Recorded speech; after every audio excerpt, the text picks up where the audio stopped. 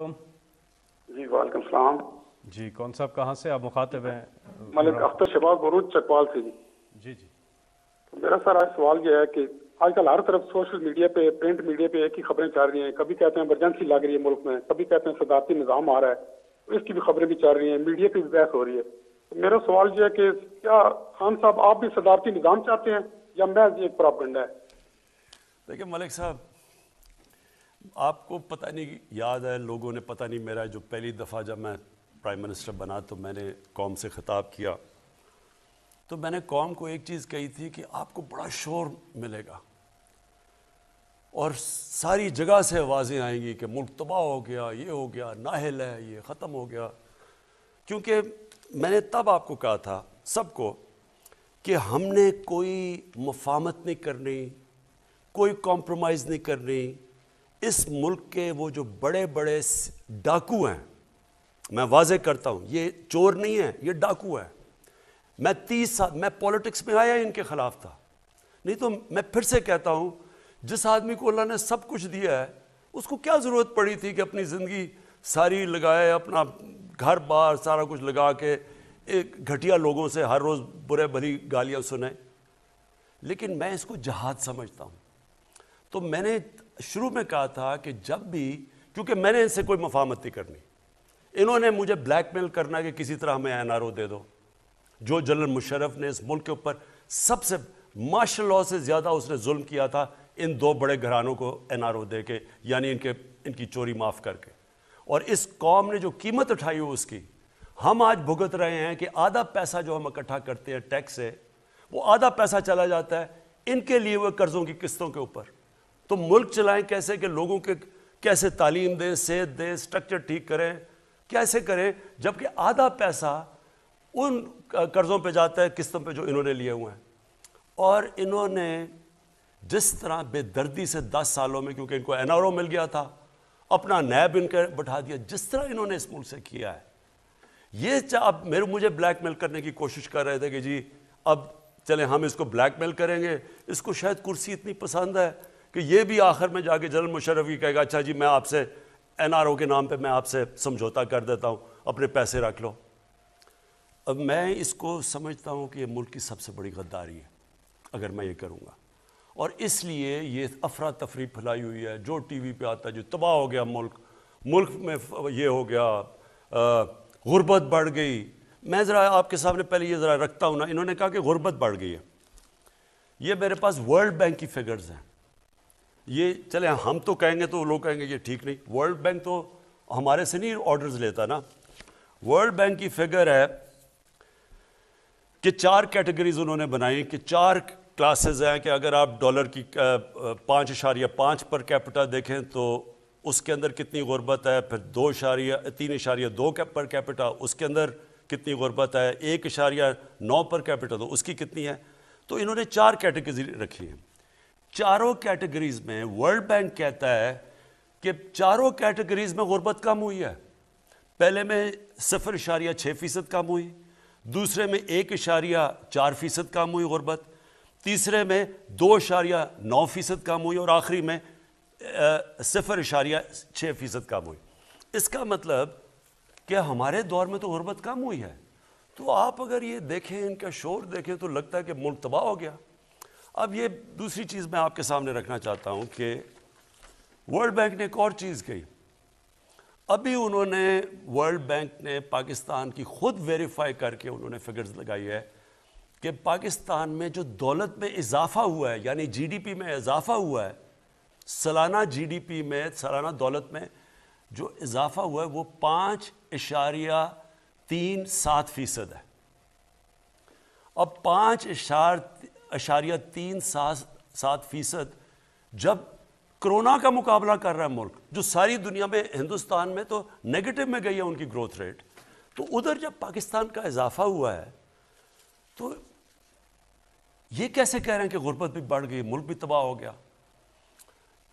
ایک اکانومسٹ کی آ گئی ہے کہ جو ٹاپ 3 ملک ہیں جس نے سب سے بہترین طریقے سے, یعنی اہلیت تھی اتنے بڑے کرائسس کا مقابلہ کرنے کے لیے, اور دوسری طرف ورلڈ بینک کہہ رہا ہے کہ یہ 5.37% ہماری اکانومی بڑھی ہے, تو میں آپ سوال پوچھتا ہوں کہ یہ کدھر سے تباہی آ گئی؟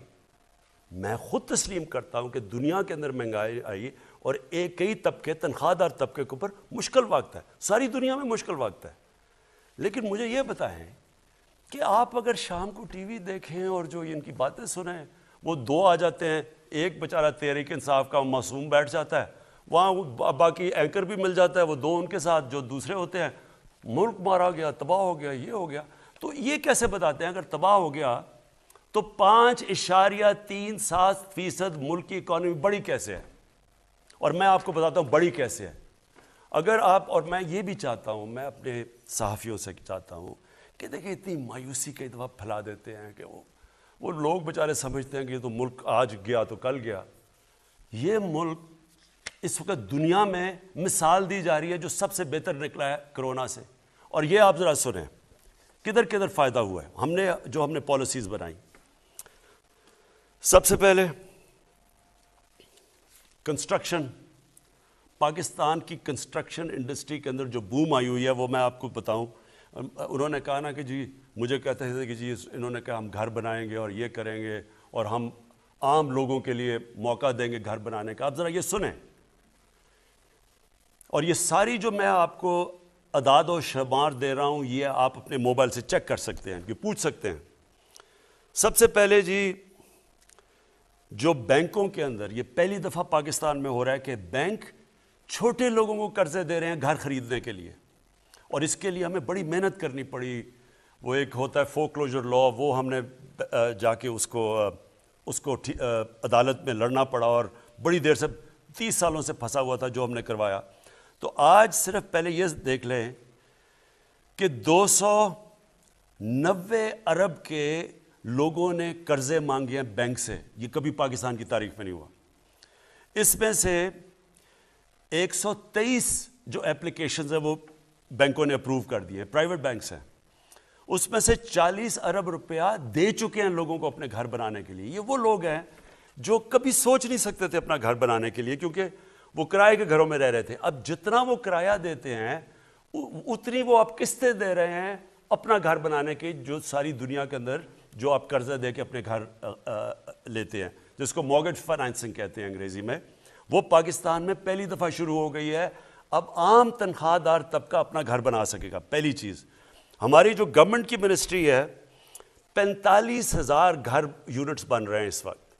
45,000 گورنمنٹ کے جو یونٹس اس وقت ہم بنا رہے ہیں، اور یہ ہماری اسکیم تھی. پرائیویٹ سیکٹر کے اندر اب یہ سننے والی بات ہے، کیونکہ ہم نے کنسٹرکشن میں بڑی لوگوں کو چھوٹ دی، ہم نے ان کو انسینٹیوائز کیا، ان کے لیے ان کے رکاوٹیں دور کی. 324 پروجیکٹس ہیں کنسٹرکشن انڈسٹری میں، اور اس میں 30 لاکھ گھر بن رہے ہیں. 324 پروجیکٹس ہیں، 30 لاکھ اس وقت گھر کنسٹرکٹ ہو رہے ہیں. اس سے آپ یہ سمجھ جائیں کہ جو آپ سوچیں کہ جب آپ گھر بنتا ہے تو اس کے گھر کے اوپر 30 انڈسٹری اس کے ساتھ ہوتی ہیں، یعنی کسی نے دروازہ ہونا، کسی نے لاکس بنانے ہوتے ہیں، ٹائلز وغیرہ وغیرہ، 30 انڈسٹریز. تو آپ سوچیں کہ اس سے اس ملک میں گروتھ ریٹ تو اس لیے بڑھی ہے، اکنامک ایکٹیویٹی بڑھتی ہے تو گروتھ ریٹ بڑھتی ہے. اس کے بعد اب کسانوں پہ آ جائیں. میں صرف کسانوں، 4 ہماری کپاس، گنا، چاول اور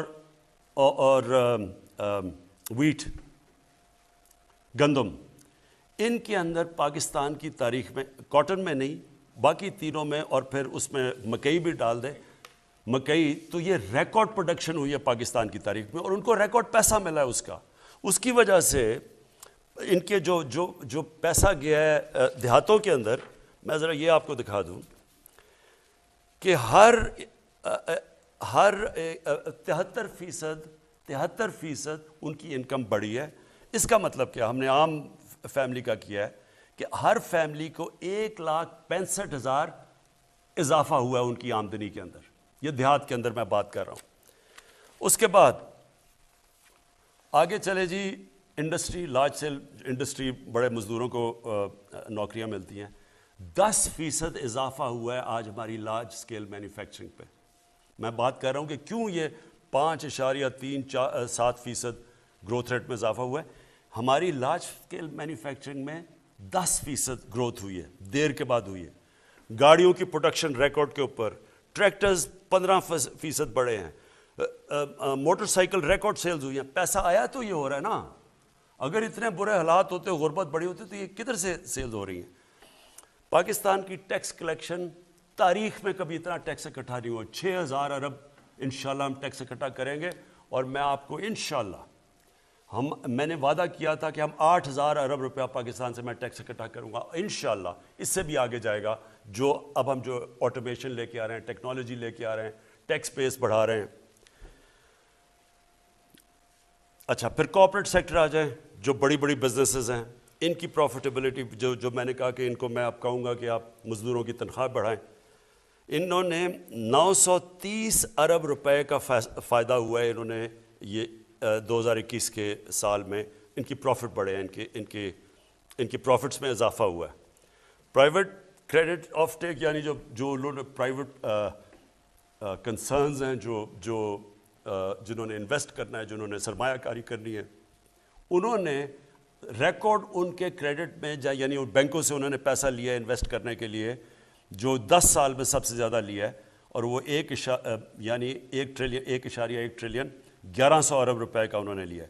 ہمارا آئی ٹی سیکٹر جو فیوچر ہے وہ آئی ٹی کی ہے، اور پہلی دفعہ ہم نے انسینٹیوز دیے آئی ٹی سیکٹر کو، ان کی 2 ارب سے 3.5 ارب ڈالر کی ایکسپورٹس بڑھی ہیں۔ حالانکہ یہ کچھ نہیں ہے، 47% انکریز ہوئی ہے، لیکن جو ہم اب ان کی مدد کر رہے ہیں، انسینٹیوز دے رہے ہیں، فیوچر یہ انشاءاللہ یہ سب سے تیزی سے بڑھے گا۔